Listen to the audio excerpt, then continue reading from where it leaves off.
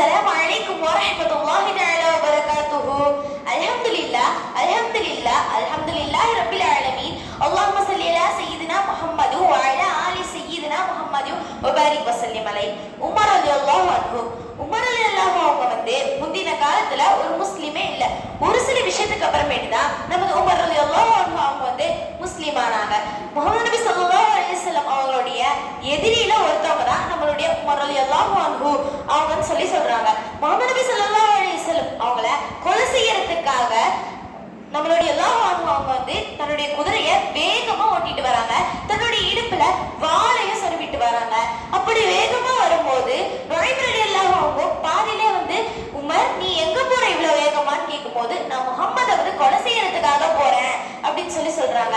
அதுக்கு முகமது நபி அவங்க சொல்றாங்க, நீ முகம்மதை கொலை செய்யறதுக்கு முன்னாடி உன்னுடைய சகோதரியோ உன்னோட சகோதரியுடைய கணவரையும் முதல்ல போய் பாரு.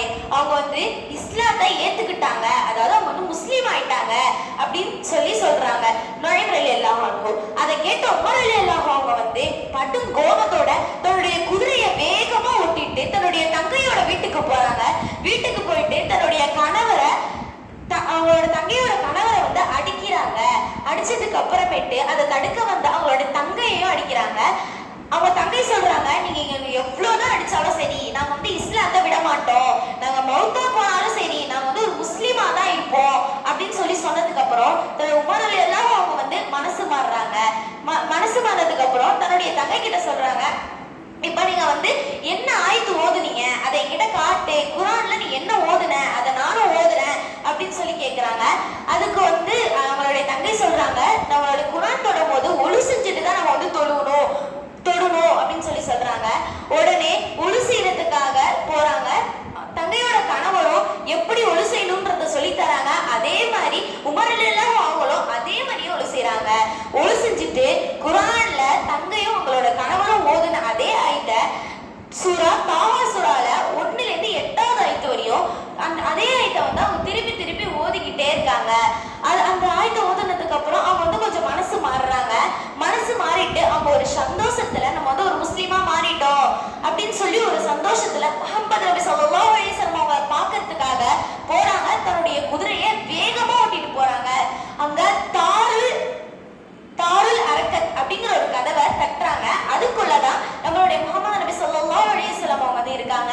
அவங்க தட்டுறது அங்க உமர் ரலியல்லாஹு அவங்களுடைய இடுப்புல கத்தி இருக்கு. அதனால அந்த செக்யூரிட்டி யாருமே உள்ள விட மாட்டேங்கிறாங்க. நம்மளுடைய உமர் ரலியல்லாஹு அவங்கள செக்யூரிட்டி போய் சொல்றாங்க, நம்மளுடைய முஹம்மது நபி ஸல்லல்லாஹு அலைஹி வஸல்லம் அவங்க கிட்ட போய் சொல்றாங்க, இந்த மாதிரி உமர் அவங்களுடைய இடுப்புல வாள் வச்சிருக்காங்க அப்படின்னு சொல்றாங்க. அதுக்கு முஹம்மது நபி ஸல்லல்லாஹு அலைஹி வஸல்லம் அவங்க சொல்றாங்க, அவங்க என்ன பேச வந்தா அல்லாஹ் தஆலா அவங்களுக்கு நன்மையை கொட்டி கொடுப்பான், சுப்ஹானல்லாஹ். அதுவே அவங்க இடுப்புல சொருவிருக்க வாளால என்ன குத்த வந்தாங்க அப்படின்னா அவங்கள அல்லாஹ் தஆலா தீர்ப்பளிச்சுப்பான் அப்படின்னு சொல்றாங்க. அதே கேட்ட செக்யூரிட்டி அவங்க உள்ள அனுப்புறாங்க. உமர் ரலியல்லாஹு அவங்கள உள்ள அனுப்புறாங்க. உள்ள அனுப்புறதுக்கு அப்புறமேட்டு அவங்க சொல்றாங்க, முஹம்மது நபி ஸல்லல்லாஹு அலைஹி வஸல்லம் நான் இஸ்லாமை ஏத்துக்கிட்டேன் அப்படின்னு ரொம்ப சந்தோஷமா சொல்றாங்க. அதை கேட்ட முஹம்மது நபி ஸல்லல்லாஹு அலைஹி வஸல்லம் அவங்க அல்ஹம்துலில்லாஹ், இது எல்லாமே அல்லாஹ்வுடைய அருள் தான் அப்படின்னு அவங்களுக்கு தோழர்கள் எல்லாமே சேர்ந்து சொல்றாங்க, அல்ஹம்துலில்லாஹ் இது எல்லாமே அல்லாஹ்வுடைய அருளாக தான் இருக்கும் அப்படின்னு எல்லாமே சொல்றாங்க. அதுக்கப்புறமேட்டு முஹம்மது நபி ஸல்லல்லாஹு அலைஹி வஸல்லம் அவங்க அல்லாஹ் கிட்ட துஆ செய்றாங்க. என்ன துஆ அப்படின்னா, அபு ஜஹல் ரலியல்லாஹு அன்ஹு அவங்களுக்கு அது இல்ல அப்படின்னா அந்த உமர் ரலியல்லாஹு அவங்களுக்கு 2 பேர்ல ஒருவங்களுக்கு நீ வலிமைப்படுத்துவாயாக அப்படின்னு துஆ கேக்குறாங்க அல்லாஹ் கிட்ட. அல்லாஹ் தஆலா உமர் ரலியல்லாஹு அவங்ககிட்ட ரொம்ப பிரியமாக இருக்கிறான். அதுல உமர் ரலியல்லாஹு அவங்கள தேர்ந்தெடுத்துக்கிறான். சுப்ஹானல்லாஹ்.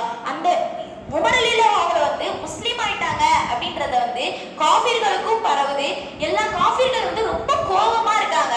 நம்ம கூடயே பழகினவன், நம்ம கூடயே இருந்தவன், நம்ம கூடயே இருந்துகிட்டு இஸ்லாம் ஆயிட்டானா அப்படின்னு அவங்க ரொம்ப கோபம் அடைகிறாங்க.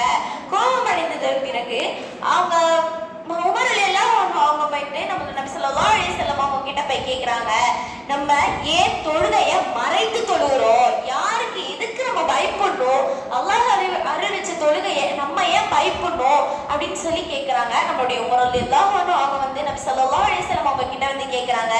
அப்போ உமர் ரலியல்லாஹு அன்ஹு அவங்க சொல்றாங்க, நம்ம சத்தியத்தை தானே நம்ம செய்யறோம் அப்படின்னு சொல்லி கேட்கும்போது நம்ம நபி ஸல்லல்லாஹு அலைஹி வஸல்லம் சொல்றாங்க, இதுல என்ன உனக்கு சந்தேகம் அப்படின்னு சொல்றாங்க. ஆமா, நம்ம அப்பதான் நம்ம ஸல்லல்லாஹு அலைஹி வஸல்லம் அவங்க யோசிக்கிறாங்க, நம்ம ஏன் தொழுகையை மறைத்து தொழுகணும்னு யோசிக்கிறாங்க. அடுத்து உடனே நம்மளுடைய தாருல் அரக்கத்தை விட்டுட்டு நபி ஸல்லல்லாஹு அலைஹி வஸல்லம் அவங்களும் உமர் ரலியல்லாஹு அவங்களும் 2 பேருமே சேர்ந்து மற்றும் முஸ்லிம்கள் எல்லாமே சேர்ந்து கஅபாக்கு போறாங்க. கஅபாக்கு போயிட்டு அங்க யாருக்குமே பயப்படாம எல்லாருமே வெளிப்படையா தொழுகிறாங்க. சுப்ஹானல்லாஹ். வெளிப்படையா அதனால நபி ஸல்லல்லாஹு அலைஹி வஸல்லம் அவங்க நம்முடைய உமர் ரலியல்லாஹு அவங்க கிட்ட ஒரு பேர் வைக்கிறாங்க. உமர் ரலியல்லாஹு அவங்களுக்கு ஒரு பேர் வைக்கிறாங்க. என்ன பேர் அப்படின்னா அல் ஃபரூக் அப்படிங்கிற பேர் வைக்கிறாங்க. அல் ஃபரூக்கோட பொருள் என்ன அப்படின்னா சத்தியத்தையும் சாத்தியத்தையும் பிரித்து அறியக்கூடியவன் அப்படின்னு சொல்லி அதுக்கான அல் ஃபரூக் அப்படிங்கிற பேருக்கான பொருளாக இருக்கு.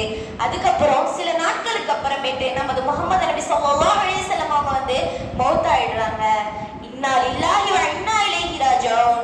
அதுக்கப்புறம் ஊர் மக்கள் எல்லாமே சேர்ந்து முஹம்மது நபி ஸல்லல்லாஹு அலைஹி வஸல்லம் அவங்க தான் தலைமையா இருந்தாங்க. இப்ப நம்ம ஊருக்கு யார தலைமையா போடுறதுன்னு யோசிக்கிறாங்க, கலீஃபாவா. அடுத்தது அபூபக்கர் ரலியல்லாஹு அன்ஹு அவங்க யோசிக்கிறாங்க, உமர் ரலியல்லாஹு அவங்களும் முஹம்மது நபி ஸல்லல்லாஹு அலைஹி வஸல்லம் அவங்களும் எப்பவுமே ஒண்ணா தானே இருப்பாங்க, நெருக்கமா இருப்பாங்க, எப்பவுமே ஒண்ணா தான் இருப்பாங்க. அதனால நம்ம ஏன் உமர் ரலியல்லாஹு அவங்கள கலீஃபாவா ஆக்கக்கூடாது, 2வது கலீஃபாவா ஏன் ஆக்கக்கூடாதுன்னு யோசிக்கிறாங்க. மக்கள்கிட்ட அதை பத்தி பேசுறாங்க, எல்லாமே ஓகே சொல்லிடுறாங்க. உமர் ரலியல்லாஹு அவங்கள 2வது கலீஃபாவா ஏத்துக்கிறதுக்கு அவங்களே ஏத்துக்கிறாங்க. மக்காவை புனித மக்காவா ஆக்குறாங்க, விவசாயிகளுக்கு உதவி செய்யறாங்க, இந்த ஊருக்கு என்ன வேணுமோ எல்லாமே செஞ்சு கொடுக்குறாங்க. நம்மளுடைய உமர் ரலியல்லாஹு அன்ஹு அவங்க எல்லாமே செஞ்சு கொடுக்குறாங்க. சில நாட்களுக்கு அப்புறமேட்டு நம்மளுடைய உமர் ரலியல்லாஹு அவங்க மௌத்தாயிடுறாங்க. இன்னா லில்லாஹி வ இன்னா இலைஹி ராஜிஊன். முஹம்மது நபி ஸல்லல்லாஹு அலைஹி வஸல்லம் அவங்களுடைய அடக்கத்துக்கு பக்கத்திலேயே தன்னுடைய உமர் ரலியல்லாஹு அவங்களுடைய அடக்கத்தை பக்கத்திலே வைக்கிறாங்க. சுப்ஹானல்லாஹ். இது எவ்வளவு பெரிய பாக்கியம்னு நம்ம சற்று நினைத்து பார்க்கலாம். இன்ஷா அல்லாஹ். வாஹிது தாவானா அல்ஹம்துலில்லாஹி ரப்பில் ஆலமீன் பிரஹ்மதிக யா ரஹ்மான் ரஹீம். அஸ்ஸலாமு அலைக்கும் வ ரஹ்மத்துல்லாஹி தஆலா வ பரகாத்துஹு.